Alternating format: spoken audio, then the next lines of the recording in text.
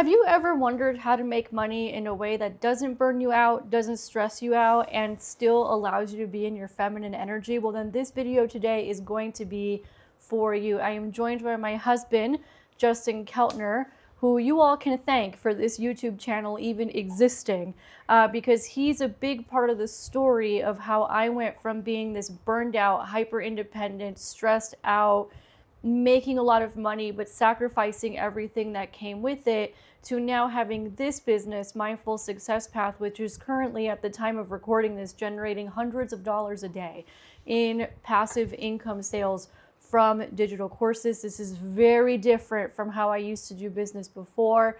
Many of you have been asking a lot of questions about how you can do this. So Justin is going to be interviewing me so that we can keep this concise and structured and I don't go all over the place like I have a tendency to do when I talk about this subject. So thank you so much for being here and agreeing to do this because, like I said, you're a big part of this. I would not have been able to do it. Well, happy to be here and happy to kind of be the cup to your water and give you structure. It's really fun. I love building and creating with you, and then also being the container for all the things that you're creating and helping you have, like a lot of the automations and the systems, and that's kind of where I've come in. I know we'll get to that. We'll get into it. We'll get into you being the cup to my water, what that even means, masculine containment, feminine flow. This is going to be a really good conversation. But before getting into it, if you're new here, my name is Amanda. On this channel, we talk about how to manifest what you want in life without all the extra stress, chaos, and drama that most people are accustomed to. We teach you how to become the magnetic woman who attracts her desires to her so she doesn't have to chase them. Lately, we've been talking a lot about feminine energy, nervous system regulation, a lot about relationships. It's the hottest topic on this channel is dating and relationships. But another hot topic on this channel is money and making money from a place where you don't have to participate in hustle culture and you can honor your energy as a feminine woman. So if that's something that interests you, make sure to subscribe and hit the notification bell so you don't miss a single video or live stream that we have coming out on this channel. And if you're new to this conversation about feminine energy and you want to dive deeper, we have a free guide for you. It's the Enhance Your Feminine Energy Guide, completely free. You can grab it below. You can do it here. We've had hundreds of women downloaded from over 50 different countries, I think now. Yeah, from over 50 different countries just in the last couple weeks. And my husband, Justin, has told me I should probably start charging for it. So if you want to get it for free still, then get it from the link below before I follow his leadership and start charging for it. So with that being said, I guess we should just get into it. We should just get into this conversation so that all the women in the comments and in my emails who are asking me about, like, how do I make money with more flexibility? How do I do it from a more feminine place? And be able to travel the world too, like you're doing, and live in other countries and not have to be tied down to a specific time zone or a specific job or a specific client. Or be present for a masculine man and actually be there for your family and your relationships. This is something that women are constantly asking about. So let's get into it. Where do you think we should get started, since you've seen all of this? Yeah, and we just actually recorded a video where I was interviewing Amanda for my channel, Entrepreneur Expat. So for those of you that are interested in living abroad and building a life of freedom in another country and the visas and immigration and all the processes that go along with that, definitely check out Entrepreneur Expat on YouTube. But we just completed a video actually of us on that channel. And one of the things that stood out to me as very interesting was just the stark contrast between the before and the after state, like the previous businesses you were running and the burnout and all that. Maybe we should start there, like perhaps share a little bit about what you were doing before and kind of how it led to burnout and how that wasn't aligned with not just your goals, but also it wasn't aligned with your feminine nature at all. Yeah, so I got into online business in 2010. One of my goals was to be able to travel all over the world. Ironically, that wouldn't happen for another 15 years. After giving up a business and getting married, that's when that finally happened. But I initially had started it because I wanted time freedom. I wanted freedom financially, obviously, and I wanted location freedom. And I stumbled upon online business at the age of 22 in like 2010.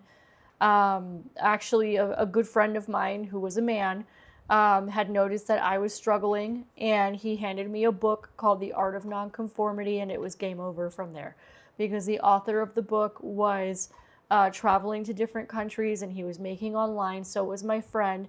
And I tell women all the time, I had a lot of friends who were men, and he was one of them.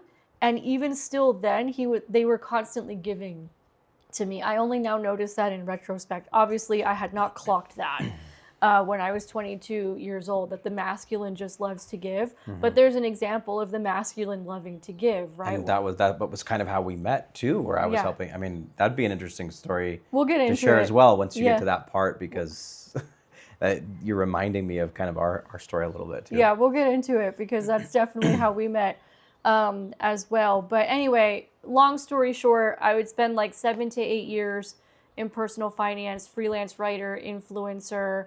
Had to pivot away from that because I was creating so much content at that time that my wrists were literally hurting, and I was working all the time. Start teaching people business, and I was coaching this whole time. So like those 7 years that I was in personal finance, I was also coaching women in finance. And eventually that turned into teaching women how to make money. So I had one main training program for that, which was called Persuade to Profit, where I taught women how to create offers, basic marketing, and then I would teach them sales. I was known as the chick you went to when you really wanted to learn sales, and you wanted to learn it from like a non-sleazy place, and you wanted to do it well, like the actual sales conversation, not what I'm doing now. So you mentioned later to me just about that specific product, even the way you were not just running that business, but even some of the things you're teaching probably would be even out of alignment with who you are today, because things have evolved so much. Yeah, right? Some of them yes, some of them no. So for example, a lot of the communication skills that I was teaching are still absolutely relevant, especially when it comes to the dating content, because I was teaching people how to be good listeners. I was asking them how to ask good questions. I was teaching them how to actually be interested in another person. I was even teaching them how to have better self-esteem so they could make more money. So all that stuff translates over. What doesn't translate over was how hard I was working to get results. Yeah. Basically. But anyway. And having that sort of masculine angle in a sense, right? Because it was a lot about more about the pushing and hustle and, build a business, but there's still a lot of your own involvement being necessary. Yeah, I mean, if I wasn't there, the business stopped running. So eventually that would come to a head because I was working so hard, and even though I started making a lot of money, at one point I was doing $80,000 in sales in a week. So, but I was the machine. I was the marketing and sales system. So I'd basically been taught by men how to run a business, and it was like what a lot of the women on this channel would consider to be very masculine, driven, go-getter kind of men. And I would have a very hard lesson in realizing that us women can't quite do the same thing in the same way. Yeah. Why is that? Like, what's the difference that you've seen? Women have superpowers for attraction, for magnetism, I think even for efficiency. Well, and multiplication. And too. multiplication, yes. The feminine is the multiplication of everything. I didn't know that. Of course, I had no idea. I'd been raised by women who were in survival mode, at least 3 generations back. I mean, it was hyper-independent, survival mode, controlling. And your family women. also fled communism. My right, family from also Cuba. fled communism. So there was that whole thing, and the whole immigrant starting over in, well, in my mom's case, 2 different countries, and my dad's case, in the United States. So there's obviously a lot of scarcity programming that comes with that. There's a lot of fear that comes with that. These were generations that didn't quite go to therapy or anything like that. Similar to your family, they fled communism from the USSR, and same type of survival. Same comrade. Yeah, same kind of survival programming. So I had realized through the help of a mentor at the time who was an expert in neuroscience, number 1, the role of our nervous system. Number 2, all these stories that had been running the show behind the scenes. So the hyper independence was because I was afraid of being in an intimate relationship because I felt like I couldn't trust men, or I felt like the world was a dangerous place. Then I felt it was an extra dangerous place because I'm a woman. So I had to protect myself. So I built all these walls, and that business was one of the walls that I had built. And from a physical standpoint, I was just running myself into the ground, and it was just unsustainable.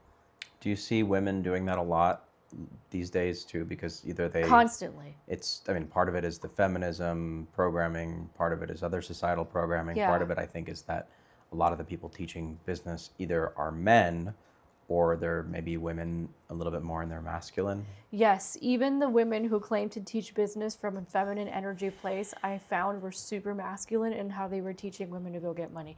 Not that they're being masculine because they're the teacher and I'm the leader and now I have students. I don't mean that. I mean the strategies that they're teaching keep women on a constant hamster wheel of output. Can you give some examples as to what that looks like? Constantly posting on social media, not having any systems, just constant output. I think you call it the dancing monkey show or something like that. When Like the monkey stops dancing, the money stops coming when the in. monkey stops dancing, the money stops That coming was me in. before too. I was a consultant and I got Yeah. paid really well per hour. I was making at one point several $100s an hour to consult with businesses or Yeah. more. But if I didn't do the work, then the money stopped coming in.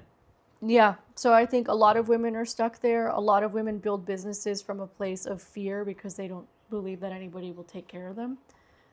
We should probably address that because there's a lot of that in the comments where a lot of women are like, oh, but if I'm a provider, he has control over all the money. I'm like, my husband pays the bills, I'm still making my own money. And it's not like we don't sit together every single week and talk about what's going on with the money. The providership just gives options. But I think we'll get there. Yeah. I think we'll get there eventually. Let's set the stage first. So I think that's a way of doing it. I think a lot of it is just teaching women how to do business the way men do business. Men can do the same damn thing every day for the rest of their lives and not even feel it. We're a different person. You guys go in we're like cycles. Yeah, for sure, we're a different person from week to week. It's great because I never get bored. It's like I get different versions every couple weeks. Even at the most basic biological level, we're completely different. And the way that most work is set up is built on a man's hormonal cycle, not on a woman's hormonal cycle. Especially jobs. Especially corporate jobs, all it's that awful. stuff. Yeah. And I think a lot of people are in survival mode, and that's men and women. I just think the way they get out of survival mode shifts and changes a little bit. But How did you get out of survival mode? I had to lose everything first. Yeah. And then I just started to rebuild my life from a different place. And when I started rebuilding my life from a different place, from a place of more feminine energy, and they might be asking, well, how did you come to that conclusion? Well, my oracle within came back online. I was so burnt out. I was so hyper independent. I was so in survival mode. I was so hyper vigilant that I couldn't even hear my own intuition anymore. I couldn't even sit still for 5 minutes. Like, that's how bad I was. You didn't meet me during that time. You met me when I was already over the worst of it, is when you met me. So I just started building my life from a different place. My oracle came back online, the intuition, and I started following that. And it said, you have to start living your life from a place of more feminine energy, something which I'd heard before. I'd been studying polarity, relationships. I'm a personal development junkie. So I'd been studying all of that on the side of the actual business I was running for many years, but it never quite landed. It was very intellectualized. It wasn't until I went through that nervous system healing and that nervous system work and the somatic work that everything kind of started to click. And I started making radical changes and radical decisions. I've talked about it on this channel. I stopped entertaining relationship dynamics that no longer served me. Even if it was family dynamics, even if I physically could not leave the situation, I would kind of energetically check out of the situation. That was a lot different than what you'd done before. Very different. I was always the chaser. If something was going to happen, it's because I made it happen. I think I started learning first to trust the universe and trust God and trust spirit, that it had my back. And then I started being able to actually trust people, because I had a big thing about not being able to trust people, which is why I was in survival mode and why I had built the cage. You certainly seem to have learned to trust me. Yeah. How did that happen? Because you definitely didn't trust men for a while. I mean, or anybody, but there's certainly that. Well, by the time that you and I met, like I said, I had already studied a lot of these things on the side for many, many years. It just didn't land.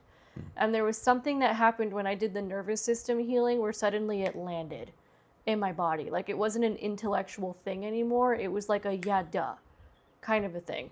So in your case, and I talk about this in the Hustle to Harmony masterclass with my 4-step manifestation process, I started visualizing what it was that I actually desired. So one of the first things I did was, instead of, being like, oh, I'm building this business, or I'm chasing this career, or I'm doing this because I'm trying to run away from something, which is essentially what I was doing. In that case, poverty and not having control and trying to protect myself from men because all men are dangerous and that whole thing. Instead, I started asking myself, okay, well, what do you actually desire? What do you want? And I got clear on that. I started visualizing it every day. And then you showed up 4 months later. I think what also I had done, so I replayed it in my mind over and over and over again. So by the time it came, I wasn't even shocked. It's like my body and my brain were trained for it. Which part? A reliable man, a man who was pursuing me, a man who had all the qualities that I wanted in a man. And then the other thing that I would add to it is I became open to all the men that were around me. I call it my divine masculine energy experiment, where I was allowing the men all around me to help me. So if my dad wanted to help me solve a problem, I let him. If my brother wanted to help me solve a problem, I let him. If a colleague wanted to take me out to dinner, this actually happened. I had a colleague take me out to a nice French restaurant and say, order whatever you want on the menu, price doesn't matter. And I would just allow myself to receive all of those things. Or if a man in business wanted to mentor me, right? Because that's the other thing, is men just want to help. And I allowed myself to be helped by men and receive, because I was so controlling that I really wouldn't let anybody give to me. And that was an experiment that I had running for about 4 months by the time I met you. And I kept it running after I met you, because it's not like we just got together immediately upon meeting or anything like that. But the other thing was, when I met you, I knew what to look for in a man. I knew how to vet a man. I'd studied it. And again, it finally landed. I knew what to look for. And the first thing that I noticed about you was how reliable you were, and the fact that you always did what you said you were going to do. And I was accustomed to being romantically involved with men who were a hell of a lot more flaky and passive. Yeah. Yeah. Well, I just find that if you don't have honor in your word, like what do you really have? I mean, that was just kind of how I was raised. And especially, by my father, it was all about doing what you say you're going to do, and honoring your word, and making sure that, you don't tell people you're going to do things and then not. Your word is your bond. Yeah, integrity. 100%. Yeah, I immediately noticed that you had integrity. That was one of the things I noticed, and I noticed that you were always coming toward me. Now, the reason I didn't sabotage it was because I had done all that nervous system regulation work. I had worked through a lot of those limiting beliefs and a lot of those stories. And I didn't get anxiously attached to you or anything, because I was still doing that experiment, and I was consciously slowing down my life. I wasn't trying to speed up anything. What do you think the similarities are between how you were able to, I wouldn't even say attract me into your life, because it wasn't like necessarily an active thing that you did, but how you were able to make space for a partner in marriage? Like, what do you think the similarities are between that and allowing all this passive income to come in through business? Because I know that they're not that different, really. Yeah, men and money aren't that different. Number one, and I've talked about this on the channel, and I realized this with relationships first and money second. I realized I didn't have to earn love. I didn't have to overfunction for love. And then I just started applying it to money. How does one do that? Like, what's the process? Well, I had to realize, and a lot of women do, that I was in an over-functioning state. And when we're over-functioning, we're doing way too much. Usually what it means, it's either survival or we're coming from a place of trying to prove ourselves. I was doing that in both business and relationships. In business, even though I was making a lot of money, it came at a huge toll and a huge cost, basically to the rest of my life and my health. And then in relationships, well, the toll was I kept attracting passive men. So you started to see the results out there in the world and how they weren't matching what you wanted. Yep. And then that's kind of what caused the change in you. Because I know with your business, you were functioning really high. You even had your first couple 6-figure months, and then you burnt out. And you burnt out.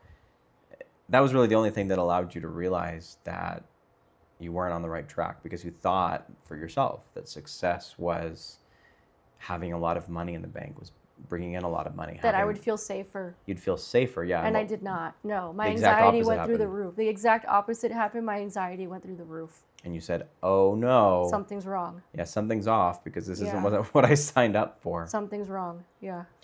So what does this business kind of entail for you right now? Because you started this as a hobby. You started this because you took about a 3-year hiatus after we met, and I was providing and I was paying for things. And obviously you inspired me for Entrepreneur Expat, and you gave me a lot of support there. But for the most part, like for that period of time, you weren't really working. And you started this just because I think you were bored, and you also, my understanding is Bored is a good word. Bored, but also you just felt like there was kind of a message inside you that had to get out. So yes, I did end up taking about a 3-year hiatus. I know it didn't look like it, but I did. And that's thanks to you and you taking on the provider role, because I had said to you pretty early on, like, I feel good when men provide. That's what I want.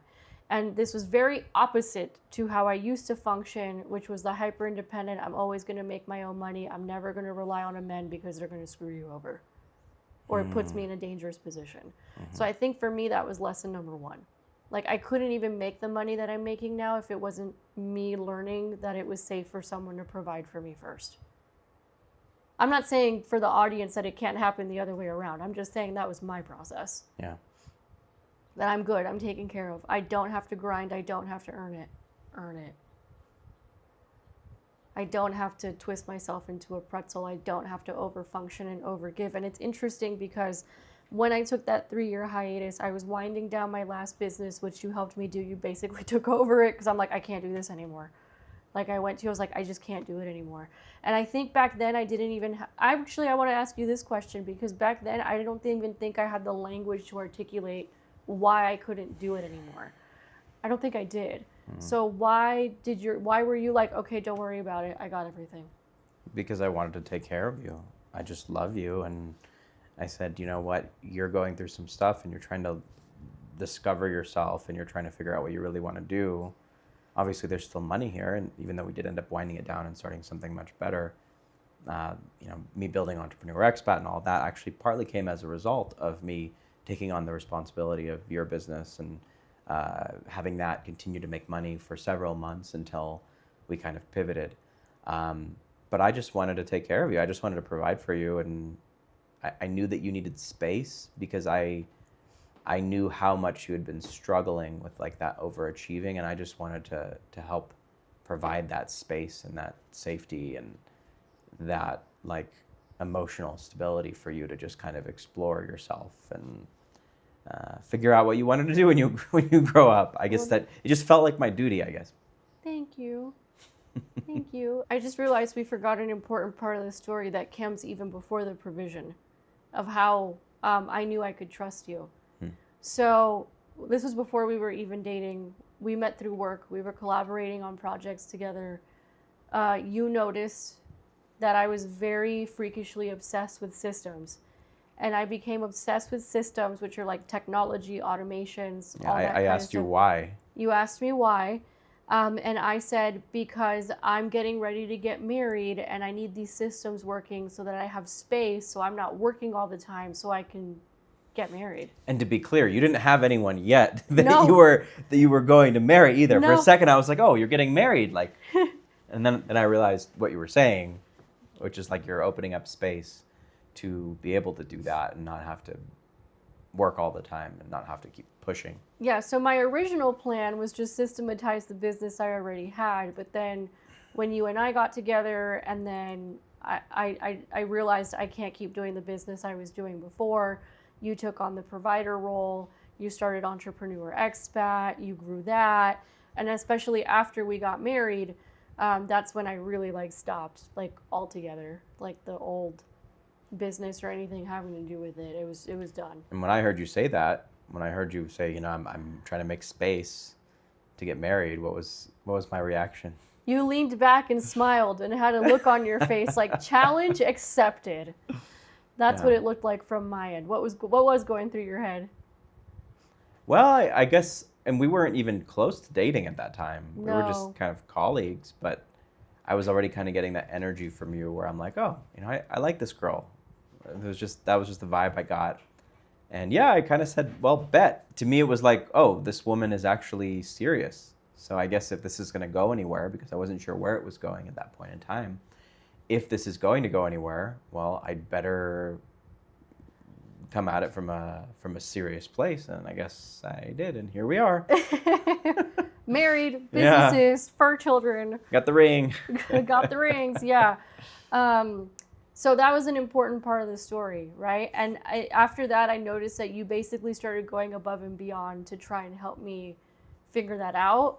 And then we basically fell in love. And then, yeah, I mean, the next 3 years was basically like me moving to Mexico, to another country, which you did the entire process for me. Thank you very much. Because you basically said to me, if people are interested in that, they should follow Entrepreneur Expat. Yeah, if you're interested in that, for sure, go to Entrepreneur Expat, because you and your leadership and your foresight said, hey, I want you, like, whatever happens between us, I want you to have an extra residency. I want you to have a second residency, somewhere to go. Don't rely on just one country, because the world's going to get messy. And I followed that, and you were right. Yeah, I'm usually right. Not 100% of the time. Most of the time, yeah. I've learned that it's high double digits, I think. It's high double digits, for sure. And when you start saying stuff like that, I've learned to just pay attention. Yeah. So that was part of what happened. So obviously I was adjusting, right? I was adjusting to being in a... I'm adjusting. You're an Amanda. Yeah. I was adjusting to being in a new country. I was adjusting to getting married. I was adjusting to, the career that I had no longer being a viable option for me. I mean, my whole life did a 180. So I took some time.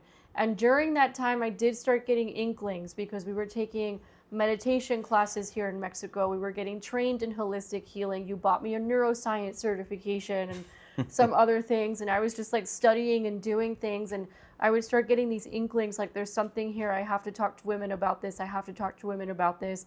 But I didn't, it took me a while to figure out what it was. And I think it's because, again, my life was doing the 180.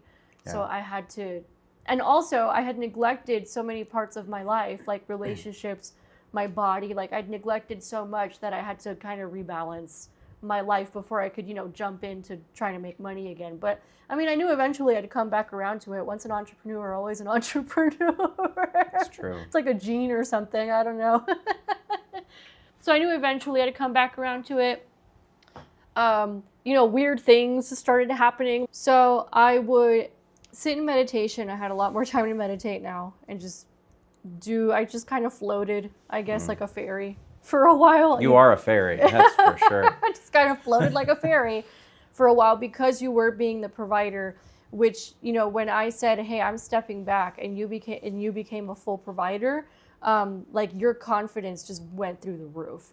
And I think that's part of what I need women to understand is, like, I knew that if I said that, like, men sometimes complain, right? And they will freak out because now suddenly there's more responsibility on them, but they rise to the occasion. And you definitely did. You absolutely did rise to the occasion, and it gave me that space. And when I had that space, I would be in meditation. I'm like, all right, universe, what do you want me to do? Yeah, it's crazy how sometimes just the ability to sit still for a day and not have to go and drive and commute to work and go to a job and go to a bunch of networking meetings. Yeah. I mean, I was one of probably 200 networking calls that you'd done that month. I mean, you were hustling so hard. I did 400 meetings in 4 months. Yeah. And just the ability, though, to have like that spaciousness to just sit still and see what the universe had in store for you, and just like kind of listen to your heart, listen to your internal dialogue. Yeah. Tap into the universe. I know it sounds a little woo-woo. I guess this channel is kind of a little This channel's woo-woo. They're down with it on this channel, yeah. But I think women, I mean, everybody, but women especially, underestimate just what that space gives them when they and can that just surrender. Sit. Yeah, and what the surrender gives them. So I would get answers like, you know, chill out, don't do anything now, don't rush into anything. Maybe your husband, Justin, might need you a little bit on Entrepreneur Expat, like your expertise here and there. He'll pick your brain, he'll ask you for help, but don't rush into anything. And it was like that for like 2 or 3 months, where I was like, don't do anything. And when you have a past of being hyper independent and over functioning, when you get the message to not do anything, it's pretty tough. But that's what I did. I didn't do anything. I just let my mind wander. And then weird things started happening. Like I would go to the nail salon and they'd start asking me for all this advice about dating and marriage. And I'm like, okay. And I would give some pretty damn good advice. And then, or like we'd be out with friends and they'd start asking. And then I would start kind of counseling, I guess, in that way. And then you basically said, you know, you should probably really take a YouTube channel about this stuff seriously, at which point I resisted. But then a lot. You yeah, resisted a lot. I resisted a lot. Yeah. Eventually I did take your leadership and I did start it. And then April of 2025, there was a video taking off because of a spiritual, I guess, influencer who got himself into some hot water. And you were like, you got to go do a video about this now. Yeah. Oh, he ended up actually quoting your video in allegedly. in the I don't know. thing. I have no, allegedly, I don't know. No, I think I saw it too somewhere. I don't know. Short. Allegedly he did. And I'm like, oh, okay. I got really, really took off. Yeah, yeah, it really took went off. viral, I think. Yeah. And then I just kind of kept going and I kept following my intuition. And because you were in the providership role, I didn't feel pressure. Now, at the same time, that doesn't mean I wasn't intentional. Because I think a big difference between what I'm doing now versus, especially in the very beginning, 15 years ago, when I had no idea what I was doing, was that I was very intentional with every decision that I was making. So even though I wasn't going super hard or trying to turn it into a 6-figure business right away or any of that stuff, I was being very methodical and intentional with what I was creating. And I would get, again, crazy downloads that if you would have asked me 7 years ago, I never would have done this or even advised anybody to do what I'm about to say. I still don't think I would advise anybody who's just getting started to do what I'm about to say. But I would get download, like I would go to you and I was like, I had a downloaded meditation. You'd be like, okay, what? And I'm like, I'm going to create like a library of digital courses and we're going to have women from multiple different countries all over the world. And I'm just going to wake up to money.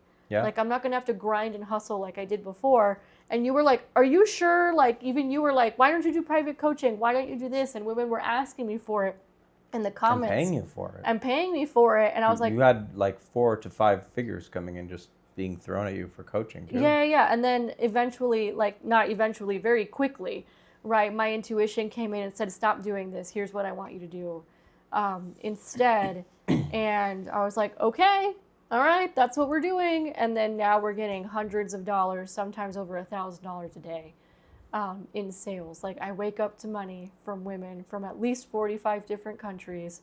Just like I said, just like what was showing in my intuition. And I'm not doing it from a place of hustle. I'm not doing it from grind. I'm not trying to do 50 different things like I was before to try and get ahead. It's just from a very different place and a very different energy. And I would say that the first thing that happened, and I guess this is quite feminine, is just surrendering to what the universe said it wanted me to do. Instead of just being like, I gotta go make money. I gotta go survive. I gotta go be like 6 figures tomorrow. Which is how a lot of people teach business. Why doesn't that work? Because you're doing it from a place of survival, so you actually end up making it harder, is what I've noticed. And the carrot's always moving. Do you think that's what a lot of these influencers, I mean, I won't name names, but you probably have an idea of some of the ones I'm thinking about, you know, who it's just like, do 1,000 calls and 1,000 DMs and do this every day and do this every day and do this every day. Like, how does that differ from what you're talking about? I want to be clear, right? I don't think there's any one right way to do this. When I was doing all of that, it was extremely valuable. I think on the interview that we just did for your channel, you asked me, you know, what advice would you give to people? And I said something along the lines of like mastering your craft or something like that. That was a part of this process. Yeah. You know, so I don't regret any of that. I was doing 100 calls a day. I was doing 100 DMs a day. I have thousands upon thousands upon thousands of coaching hours under my belt from the last 15 years. And all of it was, I realize now this is the joke that you and I have, that we were both going to business school for 15 years. Yeah. Before getting to the place where we are now. And at least we got paid for it. And At least we got paid to learn. 6 figures on an MBA. Yeah, we did That not would spend. have been worth a lot less than what we actually learned. I spent a hell of a lot more than 6 figures on training, but it wasn't an MBA. Yeah. Yeah, it was like actual learning from people who'd actually done it. So I think there's some value to some of that conversation because people just don't have skill sets. And I think there's an important part of this conversation. Like someone asked me the other day in the comments, like, how do you know if a woman's in wounded feminine when it comes to money? And and I said, well, she doesn't know how to make money. She's unable to make money. It doesn't matter how hard she works. There's no money being made. And then she said that something along the lines of like, well, what's the difference between that woman and the other woman? And I said, honestly, it's just that Which other woman? The woman who is able to make money, even if it's from a masculine place. And I was responding in the comments and I said, well, honestly, they both have a crap mindset and they both have low self-esteem. So the only difference that I could say is that the second woman who's gone more into her masculine energy, she's in the awakening warrior stage, she has highly marketable skills that make money. That's the only difference. So you do have to put some effort into it. The Yeah. idea is it's not, completely effortless. It's just that you need leverage and you got to kind of find that interaction between the masculine and the feminine energy, like that sort of balance. Yeah, and then that's where you helped a lot. And that's How so?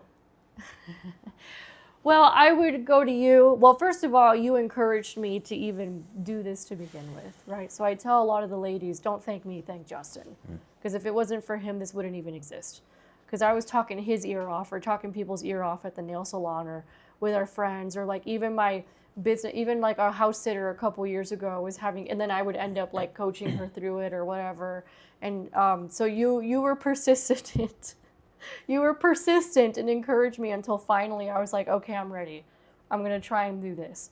So I think that was one of it is like through your leadership and just wanting me to grow, I think is really important. I think when you find partnership, both people need to want the best for each other.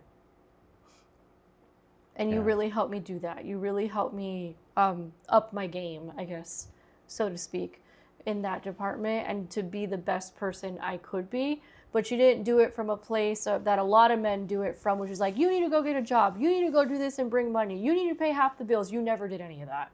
Never. I'm curious because I think this is probably a question that your audience is going to ask a lot, which is what's kind of the difference between maybe the way that I encouraged you and what you see a lot of these other women telling you that their men are doing or have done in the past? Like, the men are not stepping up being providers, so they're putting a lot of pressure on her, and they're saying, you have to go get a job, you have to go make money, you have to pay half the bills. But what's the nuance there? Because I think that somebody could see one of those two things and not necessarily know how to even differentiate one from the other. Between what you did and what they're doing? Yeah, because to me, it's a lot of subtlety and it's a lot of nuance because the words might not look that different in the sense of, okay, go explore your creative passions. Go He's look at... putting her in a place of, the 50-50 guy is putting her in a state of survival. You never put me in a state of survival. But how does one know how to actually differentiate between that? Because I think that's a really important distinction. Ooh, that's a good question. You mean like energetically, like internally? Yeah, or... like how do they differentiate it in terms of like where is this man coming from when he says what he's saying? How about you tell me as a man? Because I'm not a man. I'm not the expert in this, but I can I can certainly give my opinion. What do you think, my love? What do you think it is? I can answer it from the woman's perspective and be like, this is why you're attracting that kind of a guy, or a woman being like, well, I don't trust men, so I have to make my own money, so I'd rather be in a 50-50 situation, so I have some level of control, only to end up completely losing polarity in the relationship. So I can answer from that perspective, but I cannot answer from a man's perspective like you can. I would say that more than anything, it's just about feeling into where it's coming from. but you got to have stillness first. You got to probably meditate. You got to be like self-aware and be just grounded in yourself. The man or the woman, The to know the woman. difference? Okay. Yeah, well, the man, I mean, we're not really speaking too much to men here. That's a vastly different conversation. Okay. But the woman, I think if she takes time to actually find stillness, no matter what's going on around her, and if she takes time to ground herself, she can kind of just feel into where it's coming from. Is this coming out of scarcity? And he is saying, you know, you need to go 50-50. I need you to step up. I need you to help provide. Well, then maybe there's something off there. And that relationship probably isn't going to last because there's no polarity. Yeah. Regardless of whether the woman, you know, can or wants to bring in more money. But Because that wasn't this at all. Yeah. This was more like, you've got something inside you. I know you're really excited about it. You've got to kind of get it out there into the world and sort of birth it, so to speak. And that's what I encourage you to do, knowing that it may or may not ever make any money, but like that wasn't the point. We're not dependent on that business working or not working. Yeah. You know, we're still good either way. It's all kind of going into, you know, savings and investments and occasionally fun things and, you know, stuff you buy on Amazon and the pets, right? But I'm already kind of taking care of the foundation. Yeah. And, you know, I'm helping you grow this business as well because I enjoy it. It's like another fun project for me. Because you also can't sit still. I also can't sit still. That's the reason that sometimes I work with consulting clients and Yeah. we're getting equity partnerships in other businesses because I just love having the diversity and helping people in different ways and learning and kind of cross-pollinating things from different industries. Yeah. You know, it's fun. But yeah, I mean, from the woman's perspective, she has to feel into, you know, obviously based on the context of the relationship and how it's been up until then. But I feel like a lot of what you tell people, and this obviously is for the better, but they might not know it at the time, when they apply it, if they're in a relationship or in a situationship or in a place where they're not aligned. Not a situationship. Right. We don't do situationships. But here. exactly, but that's my point is if they're like currently in something like that, this is a lot of what you teach is stuff that'll probably push that man away, which might Or force him to step or up. force him. It depends. Yeah. But a lot of the time, you know, they have to be okay with the fact that, you know, maybe He may go away. yeah. And Which it just makes room for the better one. exactly. Yeah. That's a difficult one for women to sometimes wrap their heads around. And I understand. I get it. I've had that fear before because even though I knew that you could be the provider and you were already doing it, I still had that fear. So imagine. What was your fear? Same thing, right? And the thing is, like, I had all evidence as to the contrary. But same thing. It was my own How? internal anxiety. Yeah, but of what? Like, what were you afraid would happen? Relying too much on a man, he's going to turn on you, just all these old fears. But if you asked me to step up, or if you were, because, you know, there was a time That for some reason you wouldn't want to, or Yeah. something. Like, I knew you were capable, because I'd already... because I wasn't always like this either. I mean, I think No. I've evolved together with you. Yeah. You know, we've kind of created this polarity by each of us aligning to the side that we were, you know, supposed to be. Yeah, I I think. absolutely knew you were capable. It wasn't about the capability. It was about whether or not you would want to continue Yeah. doing that. And it was like especially the first couple months we were married, because that's when I was like that's when the old business had totally wrapped up.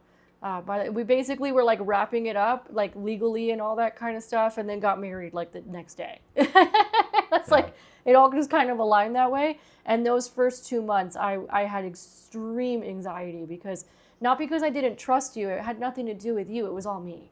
And my own internal anxieties about this stuff and the stories that I'd been told my whole life coming up for me to deal with and so on and so forth. And then when I would sit in meditation and be like, what do I do? And it said, just sit, just do nothing, just sit. And you had to get past the uneasy feelings. I had to get past the uneasy feelings. And the reason why I say that is because I do get emails from women who are in relationships with very good men who want to provide, and it makes them very uneasy. They feel a lot of anxiety about it. So I've been there too. Yeah. What would you say, because the topic of this, you know, is, of course, it's manifesting abundance and it's creating passive income. That's a big thing that your audience asks you about. And it's not just passive income, but it's creating income and creating a business in a way that's aligned with the feminine. Right. What would you say to a woman that like maybe doesn't believe that they actually could do it, or doesn't believe that they could wake up to $200 or $300 every morning on average? without having to really exert themselves at all. Like, Well, what's going on there? Well, belief is number one. I want to make sure we get to systems because Yeah. that's the other area where you helped a lot. That's where you gave a lot of masculine containment. Sure. Was around the systems. But to answer your question, belief is where everything starts. I too used to believe that it was hard, that it could never work for me, blah, blah, blah, blah, blah, blah, blah.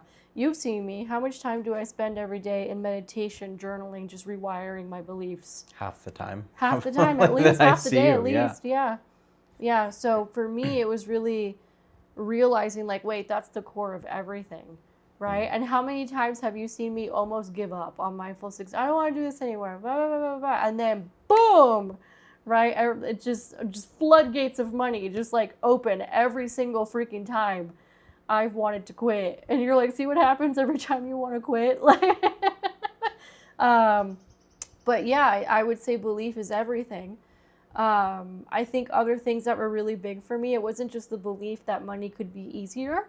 It wasn't just that, because obviously that's a part of it, and obviously having skills is a part of that, and business foundations is a part of that. I'm not just sitting here manifesting and then like things just magically happen.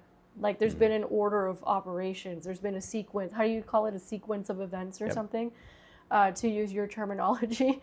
However, right, belief is a part of that. I do spend a lot of time on that, and not just belief about money, but belief about myself, that I no longer have to go around proving, because a lot of people who go around proving, whether they're in the wounded maiden energy or the awakening warrior energy, those two archetypes are both very insecure women.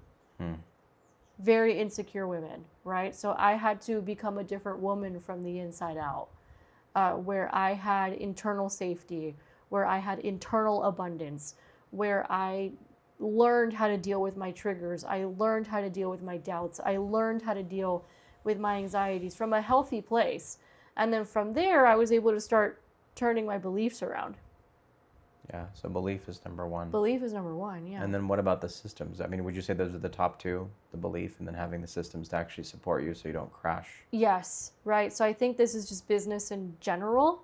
Yeah. Because I think there's a part of this for a woman listening that she could literally hang up her shingle tomorrow, call herself a coach, and make money. Like, it's literally that easy.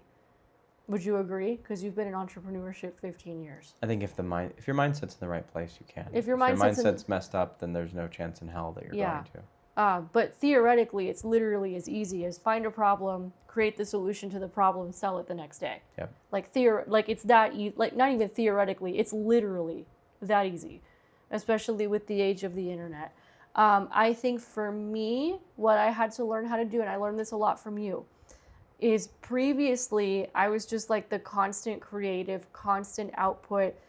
Maybe I wasn't as methodical or as intentional in my previous businesses. I was just going. And there's a part of that was valuable because I got to experiment a lot and get a lot of data that now informs some of the decisions that I make now. So there's a part of it that was valuable.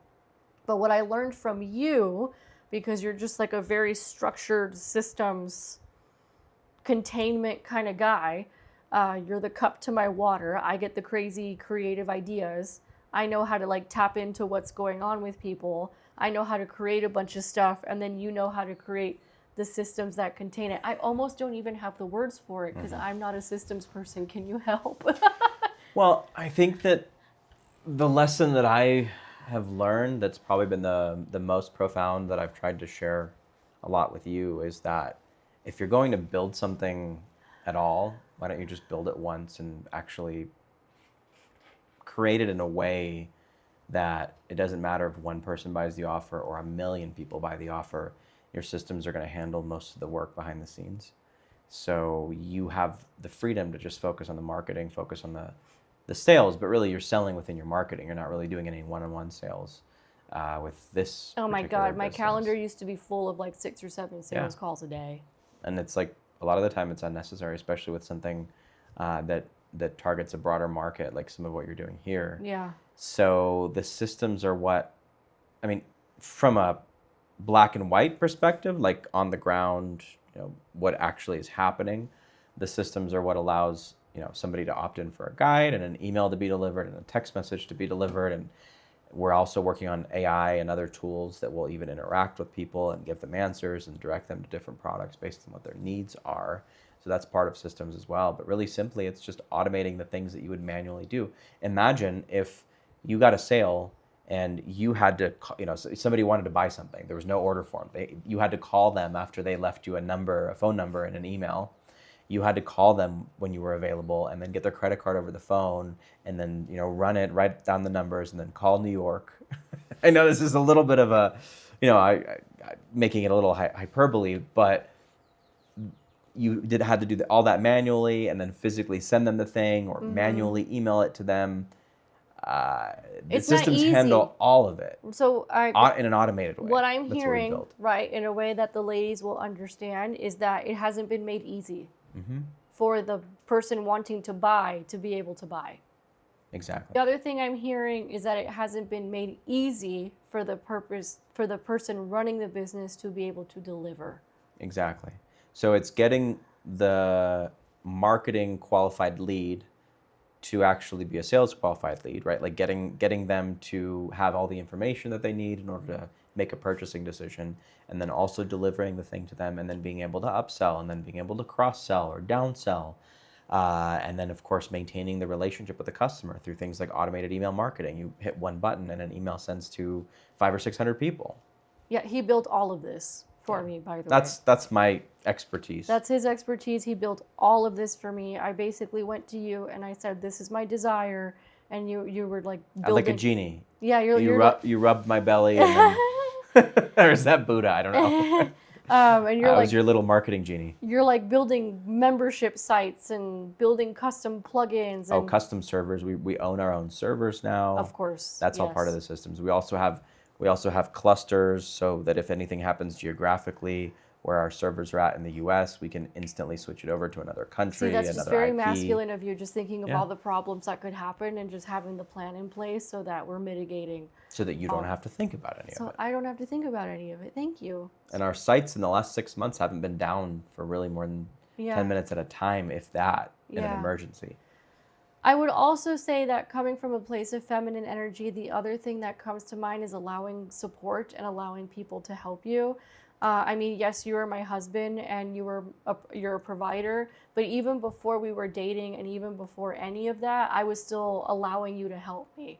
And I think that's a big part of it, because a lot of the women in the comments will say things along the lines of like, I feel uncomfortable when people give to me, or I feel uncomfortable when people want to help me solve problems. I feel weak, or they've been told that makes them a weak person, for example, or it makes them vulnerable to dangerous situations. And I got over that. I was asking for help from everybody. I was receiving, including you. I was receiving help from everybody. Even before we were dating, even before we were married, I was already practicing receiving support, because a lot of women, especially the hyper independent ones, don't even allow themselves to receive support or help. I would say the other important part is I allowed myself to slow down, and I was starting to slow down even before we had met. I know it doesn't sound like it when you say, she did like 400 meetings in 4 months, which is true. That was you slowing down. Actually. It was me slowing down. That was actually me slowing down, right? Because I wasn't trying to do 50 things at the same time. I was doing one thing, and I was trying to do it well. That was actually me slowing down in comparison to what I was doing before. Sometimes you would ask me like, how did you make money before? I was like, I don't remember. I was doing so much, I literally don't remember. So I think that's important, the slowing down. I think another thing that's important, and I think this is super important for women, and I think this is where on the internet things get weird when it comes to business coaching and things like that, is for women, flexibility really matters, and it's really important. We are not men. We don't function like men. We have other responsibilities as well. You mean men and women aren't the same? Shocker. Because that's a very controversial take. Shocker. Today. And I think it's really important for women to have flexibility. When I was doing business coaching and financial coaching for as long as I was, there were a lot of women who opted into their own businesses so that they would have more flexibility to be around their kids. So I think that's really important. I think it's also really important for a woman, if she is self-sufficient, not to get with a man who is not also self-sufficient. Because he's just going to leech onto her. He's just going to leech. I mean, I remember when I was winding down my last business, I had a mastermind, I'd filled it up. You started coming in basically to help because I was so burned out. And you were like, I'm going in, I'm helping.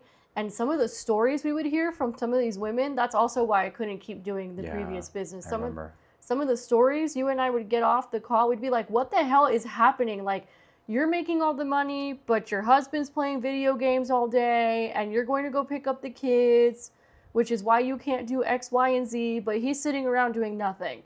Like, we were both, like, shocked. Yeah. And a lot of those women would end, and I didn't know that was happening, obviously, while I was teaching these things.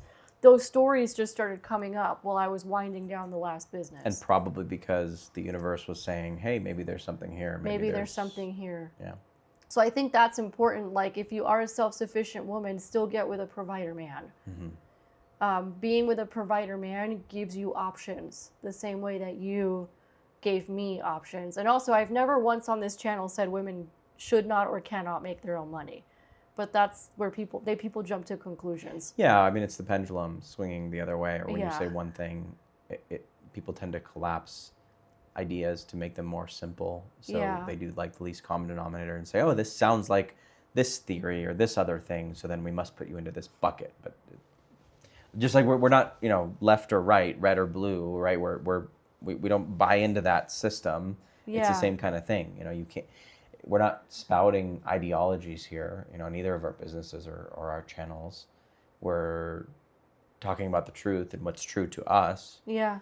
So let's say that a woman is, maybe she's at some type of job that she doesn't enjoy, or perhaps she's, very high achieving and she's been running a business, but just kind of pushing and pushing and pushing, and she's not getting anywhere. She wants to create something. Maybe she's got some skill sets, maybe she doesn't have a lot of skills yet, but like what are some of the steps that she can take to actually build something from the right place? Well, there's two different scenarios I see. Well, maybe either of those. Okay. So the first scenario I see is the woman who's in the wounded maiden energy when it comes to making money. There's one that's coming to mind now, who's in my DMs. And that woman overcomplicates making money. That woman doesn't feel like neither of them feel like they're good enough to make money, so I'm going to leave that alone. But that woman overcomplicates money. Sometimes that woman does have proper skill sets, but because she believes money making has to be hard, then she'll find ways to make it hard. Let me give you an example. I've had women in my DMs, in my business stuff, because we'll still sometimes do some business consulting, and I've had women in my DMs say, hey, I've been marketing this, I wasn't able to sell anything, I'm on every social media channel, I'm on this. I'm like, why don't you just do YouTube? Why don't you just do one thing? No, but I like to be everywhere. No, they don't believe that it can be that easy. They don't believe it could be that easy. I'm like, no, I have to be everywhere. I don't like relying on this one thing. I'm like, girl, I used to say the exact same thing and I ran myself into the ground. And then I started focusing on one thing and it all exploded. Yeah. So I think that's one version that I see. Well, because there's different, what they're trying to optimize for, which comes, I think, from a fear-based mentality, is they're trying to optimize for, what if Facebook, what if Instagram, what if YouTube tomorrow shuts me down? Well, that's what your email list is for. Yeah, which I mean, I'm an advocate for not putting all of your eggs in one basket, but that's only when you've reached critical mass to begin with. Yep. And it's when you talk about risk profiles, because that's exactly what I do all day, is I look at the risk and I try to optimize for reducing the most likely risk first, so that we keep all of our systems and websites and servers and data and everything that we're doing safe. All the structure. Yeah, that's what I love. I mean, I love to geek out on that stuff. But the thing that I see there is that they're optimizing for the wrong thing at that moment. The wrong time. Because instead of saying, you know what, I need to get from 0 to 1 first and at least build something that then, they could shut down or they could cancel or they could take away, they're trying to solve for that thing being taken away as if it's already so big that it matters. It doesn't matter. Build the thing first. Yeah. And then you can optimize for the risk. You know what's a fear that profile of a woman has, that she's unable to make money when it comes to men? I've noticed is the common pattern. What's that? That if she makes more money, she won't attract a man. So they sabotage So themselves. they sabotage themselves. And they spread too thin, and they optimize for the wrong risk profile, where maybe in reality they're actually just trying to keep themselves stuck. Yep. Yeah. Yep. The second person, or maybe there's more than one profile. So the second profile that I see, actually no, that's the same woman, because I remember we were coaching someone together a couple years ago, and I basically called them out and I said, what do you actually want? Because it's not for this business to make money, obviously, because you're just overcomplicating the hell out of this. And then she admitted, no, I want my husband. And I'm like, that's why you're overcomplicating your business, because what you actually want is to prepare yourself for marriage and to put yourself out there. But because that terrifies you so much, you've created a bunch of problems in your business to keep yourself busy. Yeah. So that's a profile that I've seen. I think that's probably kind of the same person. Is that the wounded maiden, you said? Yeah, I think that's probably the same person. What is the wounded maiden exactly? Wounded maiden is the one who's in wounded feminine energy. So that's the one that I said usually she's lacking skill set, and that's definitely one version of the wounded feminine. The other version of the wounded feminine I'm seeing is she just keeps herself small to appease others. Yeah, so that's... What's the other kind of profile? The other one is the awakening warrior. So that's where I got to. With your first business? Second business. Well, I guess with both of them. Yeah. Now that I think about it, with both of them. That's where I got to. So with that one, you're working and you're making all this money, but it's like literally consumed you. Yeah. It's consumed you. You have no time for anything else. Or you're doing it from a very hyper-independent place, or you're doing it from a place of either fear of poverty or fear of men because you can't trust men. So you have to take care of you because you don't trust anybody else to take care of you. And that's where that hyper-independent, very hard, I know it all type of person comes from. And then they usually end up attracting passive men, or men who don't want to claim them, or men they have to mother. So what do either of those categories of women need to do in order to actually build something from the right place? I suppose it's a different piece of advice for each. I think it's the same piece of advice fundamentally, which is you no longer have to prove yourself for love or money. I think at the core fundamental, it's the same. As a man, I'm saying, well, what do they do? What is the doing? Yeah. I know, what is the doing? But maybe that's not... What is the doing? Maybe that's not the answer. Yeah. Yeah. Because I only had this realization recently while I was working on some trainings for this channel. They have the same core fundamental issues, which are, I don't think I'm good enough. I have to earn love. I have to earn money. I have to overfunction. They're just doing it in different ways.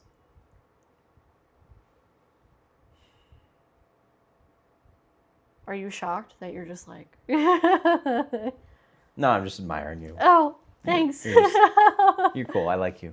Okay. I like you too. Okay. Yeah. So I would say at the core, it's that. Now, what I would say is the one in wounded maiden energy, it's like I said, sometimes they're just missing skills that they just don't have, which one would consider masculine skills, I guess. So, develop the skill stack. And just make sure not to go overboard and over-identify with the masculine, which is what most women end up doing, and then they become the awakening warrior. And with the awakening warrior, it's the exact opposite. It's slow the F down. So it sounds like fundamentally it's all just really about balance. At the core, it's about balancing the masculine and feminine. It's about balancing having a purpose and structure, whether that's you providing that structure or a man providing that structure when that time comes. But at the same time, being in touch with your feminine and not trying to replicate things from a masculine perspective just because that's what you see around you. Yeah, even with things like structure, for example, like you and I are very structured people, but our relationship to structure is totally different. For sure. You do it from a more disciplined, masculine, cross your T's, dot your I's. I'm going to think of every redundancy issue that could possibly happen here kind of a place. And I do it from a place of, what do I feel like doing today? But I still have structure within that. Yeah. Does that make sense? Would you agree with that? 100%.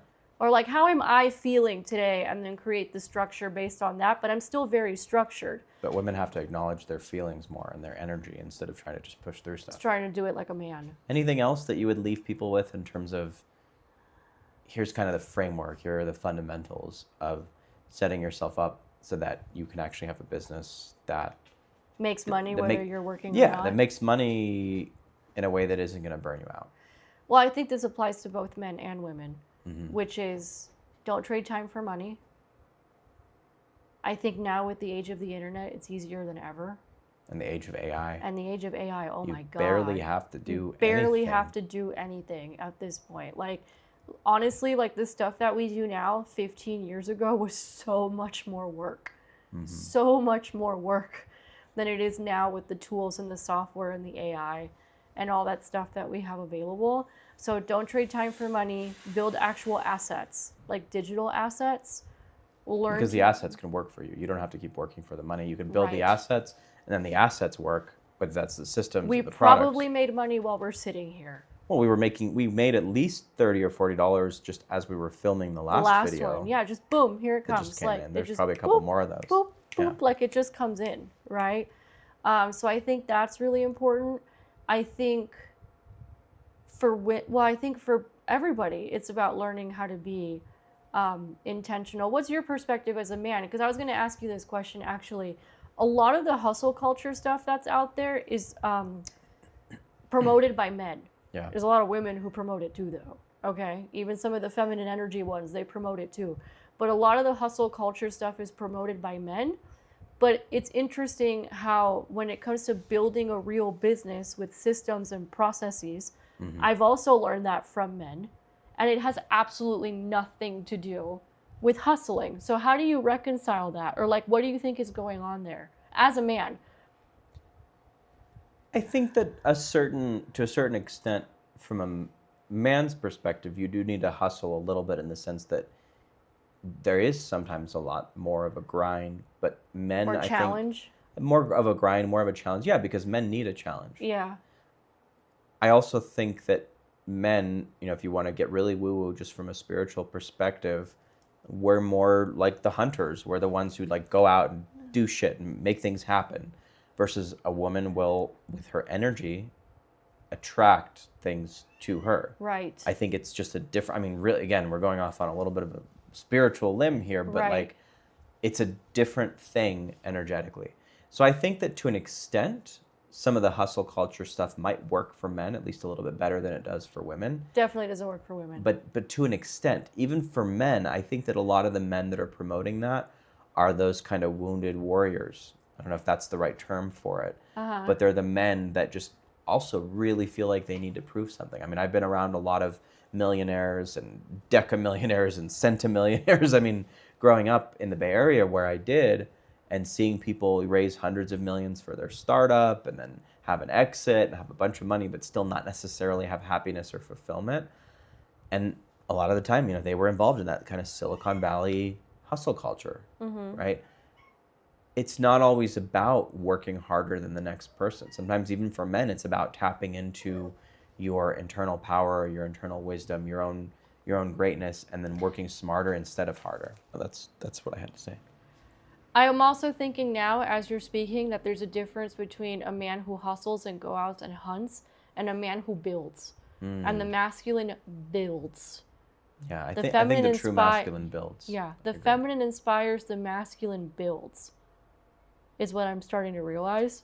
Yeah, and it depends how you define hustle too, because it's a nuance. Like I don't need to work 12 hours a day, but I'll have days where sometimes I am working 12, 13, 14 hours because I'm, programming, I'm building something, I'm optimizing or creating systems, I'm learning about the next AI tool that we can use to get more leverage in our businesses. And it inspires me. I like it. I would rather not be doing absolutely anything else in that moment. Yeah. I mean, maybe I need some hobbies, sure. But my hobby this week has been, researching tools and climbing our roof at the office and our antenna pole up like 50 feet in the air to install a link between our two locations. Like that was my exercise and my fun. Yeah. So it's not like I don't enjoy working. Now, it becomes a problem when you're doing it to prove yourself. And I think the same thing applies for women. Yeah. So how does a man know, and I guess it's good for women to know this too, how does a man know the difference between I'm I'm going after things because I need a challenge, which is true. Men do psychologically need challenges. It's how they build confidence. And it's why, ladies, you need to learn how to be a challenge instead of being so easily available if you want to build attraction. Yeah. But how does a man know between, I'm doing hustle culture or hustling, not hustle culture, because I need a challenge and I need a target and that excites me and it feels good and my testosterone is pumping, versus I'm doing this to prove myself, and instead of just constantly going, because I've seen you have this conversation with men, I need to start building, and I need to start building toward a future instead of constantly going. I think the difference is getting out of survival mode. As well for men? Yes, and it's a little bit different for men, but I think it's getting out of survival mode and shifting to, what do I really want to create? What do I want to manifest? It's just manifesting in a different way. Yeah. Men do manifest more by doing. And I think that's why relationships are so important, period, because just like you've been my inspiration and my muse so much of the time, women give men not only something to provide for and to pour their energy and attention and everything else into, but they also inspire them to greatness. Yeah. So when you are in a strong relationship with a lot of polarity, the woman is there inspiring the man to go out and do and build and grow, and he's the one like taking those actions and creating and hunting, if you will, like building and hunting and all that. So physically I think building it. Well, yeah, and I think for one, when you have a good woman in your life, and like I feel this way about our relationship. I want to give to you. I want to make more money so that I can provide for you. I want to build you, a nice big house here on the mountain in Mexico with my own hands. Right? It's true, he does. He tells me all the time. And build you a massive mansion and have staff, and we're getting there, to go from having a nice condo with a lake view to now having our own private estate, right? But that inspires me to greatness because I want to provide for you. I want to see you happy. I want us to have our own little separate bathrooms and everything, and have like more space and have room to entertain people more, and have our own like health gym kind of studio thing in the house, and like just build. And yeah, that's really inspiring. But I think it's shifting the focus from being in survival mode, can I make enough to get by, to what do I really want to create in life? What do I really want to have? What do I really want to give to my partner as well? Same for women. It's getting out of survival mode and asking themselves, what do I actually desire? Yeah. What do I desire is a huge question for women, to get them out of survival mode. And if you're watching this right now, I've got 2 resources for you to help you. So if you're listening to this and you're like, I got to get out of the survival mode, I got to start learning how to slow down, then what I have for you is the Magnetic Woman Transformation Training, which you can find below. That'll help you go from constant hustle survival mode to becoming the magnetic empress that you are meant to be. And it goes through a specific 13-step process to help you do that. And the second place, for those of you who've been asking about money and business and how do I do this, and I'm interested in starting my own business, then I have created the Feminine CEO Activation. It's a collection of trainings that covers money mindset and the energy of money. It also covers things like YouTube. I love YouTube because it's leverage. Leverage became my favorite word when I started living from feminine energy in business. It's like, do it once, works forever. So you're not constantly on the grind. It talks about how to put your first offer together, how to get your first high-paying client online. You co-taught those. You taught them, and then I co-taught with you in those. And then in addition to that, we have the Passive Income Mastery Program that also comes in that bundle. So you can grab that below. It's the Feminine CEO Activation, and that's specifically for those of you who've been asking the business and money questions. We created that for you, and you can find the links to that in the first comment and also in the description. But I think if I had to end it for women when it comes to feminine energy, is it's exactly what you just said for the men, right? Get out of survival mode. Yeah. Figure out what it is that you want to manifest, and realize that men and women manifest a little bit differently. Yeah. It's a little bit different how we do it. Yeah, and if you're still stuck in survival mode, realize that you creating, let's say, a list of things that you desire, and you kind of daydreaming and meditating on what you really want in your life, it's not that that's going to make you lose everything and not be able to cover your expenses or to take care of the bills. It's exactly the opposite. The reason that you're stuck in only having enough money, let's say, to just pay your bills and barely get by, is because you're focusing on that. And whatever you focus on expands. So if you're True. constantly focused on, I just want just enough, I want just enough, I want just enough, which, by the way, just enough is never enough, because then, you rack up your credit card bill, God forbid, because of an unexpected expense, and now you're paying credit card interest, and now there's $300 or $400 a month in interest just going out. Now, you had to take out this loan or that loan, or let's say you get fired from your job. Like, what are you going to do? Just enough is never enough. You have to focus on 10x, like one of our mentors says a lot. Like, you have to 10x what you're doing.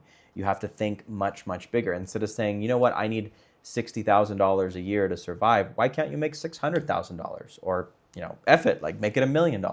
Yeah. If you think with the mindset of somebody who can run $1 million business and you make that your goal, obviously you're going to have at least your 60K come in. But if you're just focused on the 60K, and that's, whatever, like at the edge of your comfort zone, the likelihood of you even being able to meet that goal is pretty low. Yeah. Because you're always going to have just enough. And then your one little mishap in life, one pickle or predicament, as we call them, away from, being in total financial ruin. And that's most of the US right now. Like, they're one little wrong move away from just everything completely going to crap. And that's not a great place to be. And it's definitely not a good place to build a business from, whether you're a man or a woman. Yeah. Yeah. And if those numbers just freaked you out, then you need the money mindset training and the feminine CEO activation. So make sure to enroll and grab that below. And I'm going to end it by saying a lot of the women feel like they have to choose between making money and a man. I know I used to feel that way. I had to learn to integrate those parts of myself. So if you're single, what I have to say to you is, don't allow yourself to get into a space where you've basically built a cage for yourself and the rest of your life is declining is not the word. What is the word I'm looking for? Being neglected, right? Like, don't make your sole focus your career where you neglect everything else. Make space for you and make space to cultivate other parts of your life so you actually increase your chances of meeting a man. And then for those of you who are married, right? Allow your husband to take on more of a leadership role and more of a provision role. You may have to make some uncomfortable decisions where he has to either step up or step away. And that's a part of the process, but that's a part of you reclaiming your power and getting out of survival mode. Because what I don't want to happen to the single women is they end up in situations like some of the married women are in, which is, I'm about to divorce this dude, right? And the polarity's gone and all that kind of stuff. And what I don't want to happen to the married women is thinking that because the polarity is gone now, that the relationship is just screwed forever. When what you may just have to do, or that you're stuck there, when what you may just have to do is just kind of flip the polarity and work on you and your side of the street. And that can either save your relationship or save you, depending on the situation. And both are okay. And both are okay. Outcomes. Both are okay. Both are good outcomes. And for everybody, it's learning how to, I think it's learning that, this was huge for me, was learning that provision, even though you are a provider husband, right? Provision doesn't necessarily just come from humans. Provision comes from the divine.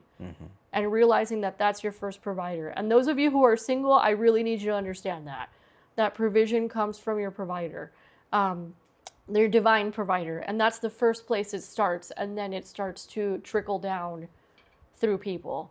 I think for me, that was one of the biggest shifts I have made just in life in general. Where, like, yes, you are a provider as a husband, and that's great. And I was intentional about that when I was dating, and you knew pretty much up front that that's what the deal was. All those of you who are asking, when do I talk to him about it? Soon. Yesterday. For most of you, yesterday, because you've let it go on too long. But also realizing that the real provision, like the real ease, the real flow, the real provision comes from the divine. Yeah. It's not necessarily from humans. And I think that applies whether you've got provision coming from a paycheck, a man, or clients. 100%. That it's from the divine, it's not from humans. Yeah. That's the key. So best resources, best places for people to start. Oh my goodness. Best resources. Like I said, well, the free Enhance Your Feminine Energy Guide if you haven't gotten it yet, because Justin over here is telling me I should charge for it. So it might not be free much longer, so make sure to grab that. And then from there, the Magnetic Woman Transformation, for those of you who want to work on nervous system regulation, you're in the process of rebuilding your life, whether it's your business, your romantic life. A lot of the stuff that I was talking about in the beginning, right? Where it was like, I have to heal myself and rebuild myself. Those of you who are there, Magnetic Woman Transformation, and those of you who've been asking about business and money specifically, with both the mindset and the mechanics of it, then the Feminine CEO activation. And you'll find the links to everything below. Awesome. This was fun. Thanks for sharing your wisdom and insights, and I learned a lot too. Well, thanks for sharing yours. Are you the ladies going to be seeing more of you because you saw things start to kind of explode over here, and you were like, "Do you need help?" Maybe. Maybe. Yeah, we'll see. Maybe you'll start coaching men on how to step up. I'm sure the women would love that. Sure. I'm sure the women would be like, "Can someone please tell these men what's up?" Like, please. Yeah. Maybe. That's on the cards. It's on the cards. Yeah. All right. We'll see what happens. We'll see what the universe has in store. So make sure to subscribe and hit the notification bell so you don't miss a single video or live stream or update that we have on this channel. And I'll catch you on the next one.